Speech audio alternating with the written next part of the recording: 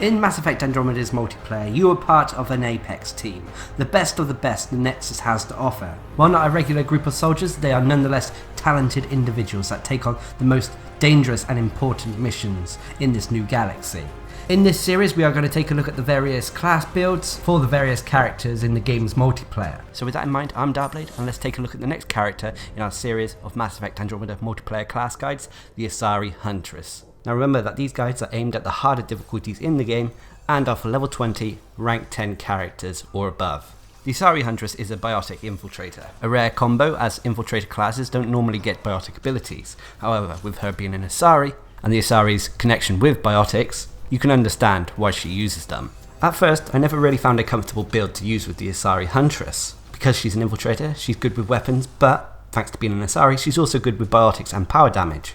As such, I used to favour dropping a lot of survivability. However, with the release of Platinum difficulty, things have changed slightly. As such, I spec the Asari Huntress as follows. I start by maxing out throw, going up to rank 6, putting points into swift detonation over double throw. This is because I will primarily be using throw as a detonator for this class, and swift detonation helps combo damage as well as recharge speed. Double throw is okay, especially if you can prime multiple targets at once, but that isn't the case with the Asari Huntress. Next, I put points into duration over recharge speed.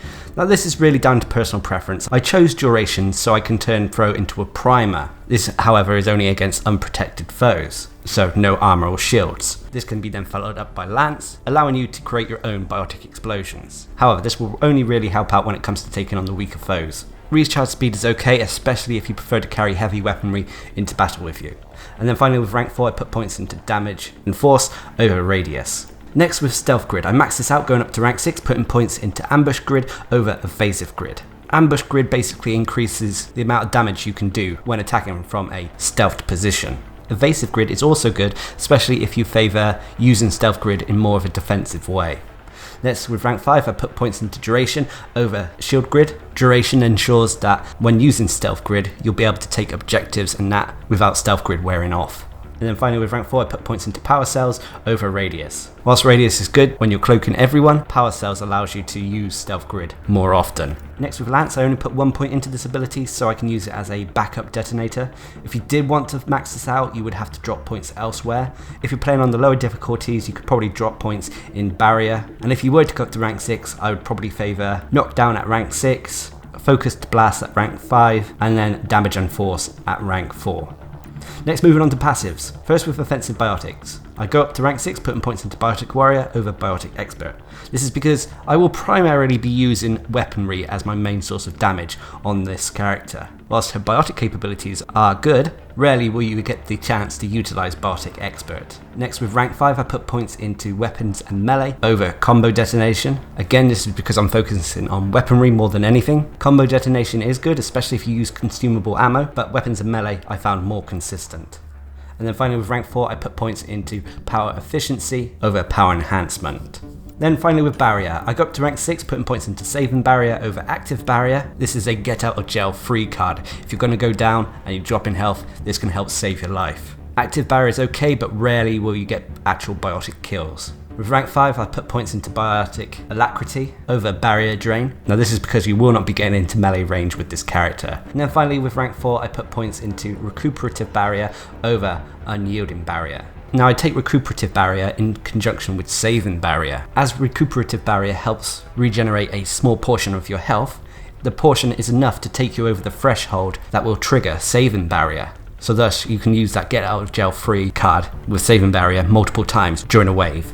Now moving on to the weaponry for the Asari Huntress. As this is an infiltrator, she can use pretty much any weaponry and be efficient with it. I personally like to take a sniper rifle, as well as a short range weapon, either a SMG or shotgun. As for your gear slots, firstly I would say take something to increase your power cell capacity. Shield Grid relies on these power cells, and if she is to run out of power cells, then she is severely at a disadvantage. Failing that, take something to increase either your weapon damage or survivability. Now moving on to the heart of the episode to talk about the moves and abilities available to the Asari Huntress. Their first move is Throw, which is found on a lot of biotic users. Once the ability button is pressed, the Asari Huntress will hurl a gravity-filled projectile at targets. Should it hit an unprotected target, so a target without shields or armor, then they will be pushed away. Once they hit another surface like a wall, they'll take more damage. As Throw is a projectile, it can be used to arc around cover and walls, hitting enemies who are taking shelter. So long as the target is highlighted, as in you can see their health, you should be able to arc throw around to hit them. Throw can also be used as a detonator, and this is where it comes in handy on the Asari Huntress. Once throw hits a target that is primed, it will create a combo. Of course you can easily set off combos set up by your teammates. In the Asari Huntress's case, you really want to set up combos through consumable ammos, so cryo ammo, incendiary, or disruptor ammo. Disruptor ammo being the most universal, meaning that you can prime anyone with it. So as soon as you've noticed they've been primed, use throw to set off your own combos. Now if you are to hit an unarmored target with throw, with the build I'm using here, then they will be primed for a biotic combo, which can then be activated by either using lance or through your teammates. The major downside about throw is that it does little damage to protected targets, so targets with shields and armor, which is a damn shame. But anyway, moving on to the next ability available to the Asari Huntress, which is Shield Grid. Now normally infiltrators come with Tactical Cloak, however there are a few who come with a unique version of Tactical Cloak called Stealth Grid. Once used, the Asari Huntress will cloak themselves, as well as any ally who are near them. This gives you basically all the benefits of Tactical Cloak, but allows you to cloak your friends. Of course it comes with the bonuses that you would normally get with Tactical Cloak, meaning that you get increased power, gun and melee damage when attacking from a cloaked position. You'll break enemy aggro when using the ability, meaning that they will lose sight of you, going after uncloaked targets, or shooting in the general position where they last saw you. Whilst cloaked, you gain a lot of advantages when it comes to taking objectives, and on Platinum difficulty this can be essential. Being cloaked, you can easily do devices, retrievals, hacks and uploads without gaining enemy attention. It really does come in useful. Stealth Grid also comes in handy as it allows you to safely revive fallen teammates. However, the major aspect that could be considered a pro and a con is that Stealth Grid relies on power cells, and seeing as you have a finite amount of them before having to go to an ammo box to resupply, this can come in useful and harmful at the same time. Looking at the pros, it means that Stealth Grid is readily available to you anytime you want. You don't have to rely on any cooldown. You can basically sit on an objective point like in upload and constantly spam it, pretty much guaranteeing that the enemy won't come to that point. But on the downside, they are power cells, and the finite amount you have means that your damage output when using Stealth Grid will fluctuate. And if you should run out and you cannot resupply, then the Asari Huntress becomes at a severe disadvantage. But nonetheless, on Platinum difficulty, it's one of the top tier abilities. Next, moving on to their final ability, which is Lance. Once used, the Asari Huntress will fling out a devastating small shaft of biotic energy. It's a really fast moving ability, and it has little aim assist. There is a slight aim assist when aiming at far away targets, but nonetheless it does require a little bit of aiming to use successfully. You need to keep this in mind, particularly because this ability actually benefits from hitting enemy weak points, as in headshots. It's quite fun actually, because if you're using say a sniper rifle or a weapon with a scope, you can use Lance as well as throw while aiming down sights. This pretty much means that you can snipe with Lance, getting those headshots. It's also a fairly high damaging biotic ability. Even without points put into it, it still deals a fair amount of damage. On top of that, it can also be used as a detonator, similar to how throw is being used on this class. It also comes in handy. Say throw is on cooldown, and you see another primed target either through your consumable ammos or your teammates, then you can use Lance to set off that combo. It's a nice little backup.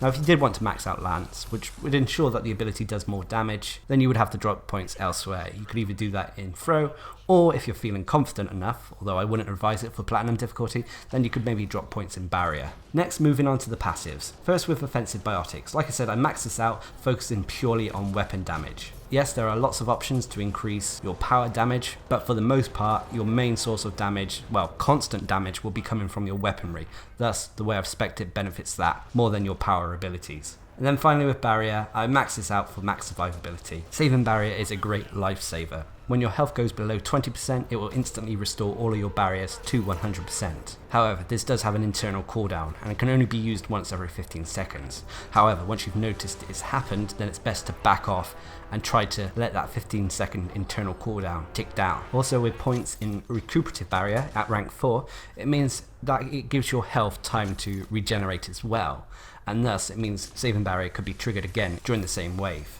Now like I said, as the Asari Huntress is a weapon based user, she can pretty much get away with using any weaponry she wants. A sniper rifle or a weapon with a scope will allow you to snipe with your biotics, as well as provide you with long distance weapon damage, but a close range weapon is also advised. One thing though I will say is try to take some consumable ammo type with you. Like I said, disruptor ammo is probably the most universal, but failing that, incendiary or cryo ammo will help this character immensely. Now the Asari Huntress, she is an Asari. As such, she has slightly below average health and shields, making her quite a fragile character. She has a dodge mechanic that utilizes her stealth technology, as well as a standard jump and hover mechanics. And she also has a biotic punch melee attack. Now, if you don't have a rank 10 level 20 character and are interested in playing this class, I would still advise maxing out stealth grid first, followed by offensive biotics. Afterwards, it's a case of balancing out survivability with barrier and increasing your offensive options by putting extra points into throw, or if you desire, lance.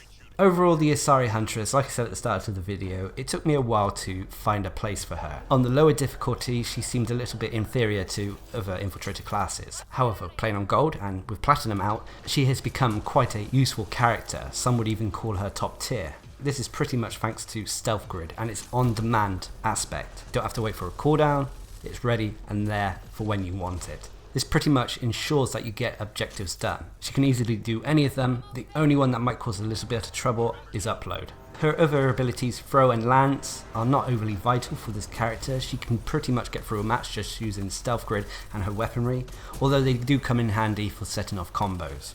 She doesn't have the best survivability in terms of health and shields, but thanks to barrier, especially with points in saving barrier, as well as stealth grid and its aggro dropping capabilities, means that she actually can evade taking damage quite successfully. All of this combined with her potential weapon damage output makes her a very useful character in taking on the harder difficulties in the game. But anyway, I hope you found this guide helpful, and until next time, I've been Darcblade, bringing you a Mass Effect Andromeda Multiplayer class guide to the Asari Huntress. Hope you enjoyed the video, thanks for watching, subscribe and like for more.